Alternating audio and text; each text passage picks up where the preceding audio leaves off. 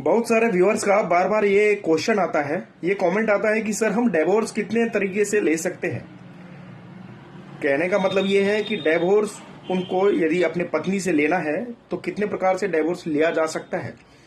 तो देखिए, डिवोर्स सबसे पहला ये है कि आप म्यूचुअल कंसेंट से डिवोर्स ले सकते हैं, यानी पारस्परिक सहमति हो, दोनों का सहमति हो, दोनों आपस में ही बैठ के समझौता कर लेते हैं कि डिवोर्स का ग्राउंड ये होगा और हम लोग आपसी समझौते के आधार पर डिवोर्स ले लेते हैं। तो वो डिवोर्स तो इजी वे में हो जाता है, आसान तरीके से हो जाता है। आप एक एग्रीमेंट बनाते हैं, मेमो ऑफ अंडरस्टैंडिंग बनाते हैं, उसमें सारे ग्राउंड्स को लिखते हैं, टर्म कंडीशन को लिखते हैं, उस आधार पे आपका आपसी समझौते के आधार पर डिवोर्स हो जाता है। दूसरा जो तरीका है वो है कंटेस्टेड डिवोर्स, यानी पति या पत्नी में से कोई तो एक डिवोर्स देना चाहती है या चाहते हैं, दूसरा जो है डिवोर्स देना नहीं चाहते हैं। तो उस स्थिति में दोनों का समझौता तो नहीं हुआ, दोनों का मत एक नहीं हुआ, तो यहाँ पे कंटेस्टेड डिवोर्स होगा। दोनों में से कोई एक जो है, जो चाहते हैं कि मैं डिवोर्स लूं, वो कोर्ट में डिवोर्स पिटीशन फाइल करते हैं। दूसरे पार्टी को नोटिस जाता है, नोटिस जाने के बाद जब वो पार्टी कोर्ट में आते हैं फिर केस चलता है।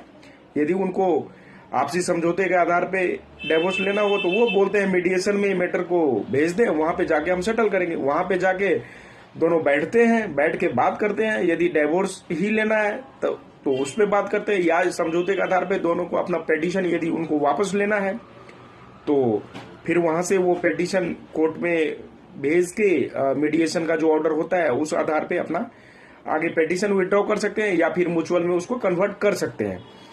यदि ऐसा नहीं चाहते हैं, एक पूरा रिजिड है कि नहीं मैं तो डिवोर्स दूंगा ही नहीं या मैं डिवोर्स दूंगी ही नहीं, तो उसी स्थिति में पूरा केस चलता है। केस चलने के बाद जो डिसीजन आएगा उस आधार पे होता है। जो केस जीतेगा वो अपना डिग्री होल्डर जो है, यदि जो केस फाइल किया है वो डिग्री होल्डर यदि बनता है तो वो अपना केस जीत गया, वो डिवोर्स माना जाएगा। यदि वो दूसरा स्थिति होता है कि आप जाते हैं, नोटिस भेजते हैं, नोटिस भेजने के बाद यदि विपक्षी पार्टी नहीं आता है तो आप एक्स पार्टी डिवोर्स हो जाता है आपके पक्ष में, तो उस स्थिति में भी एक्स पार्टी डिवोर्स लेके आप फिर सेकंड मैरिज कर सकते हैं, कोई रोक नहीं है।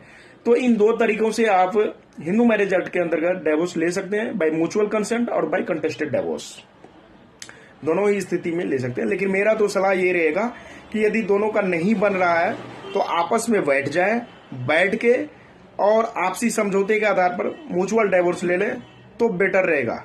कोर्ट कचहरी से आप बचिएगा, कंटेस्टेड डिवोर्स में बहुत टाइम लगता है। Thank you.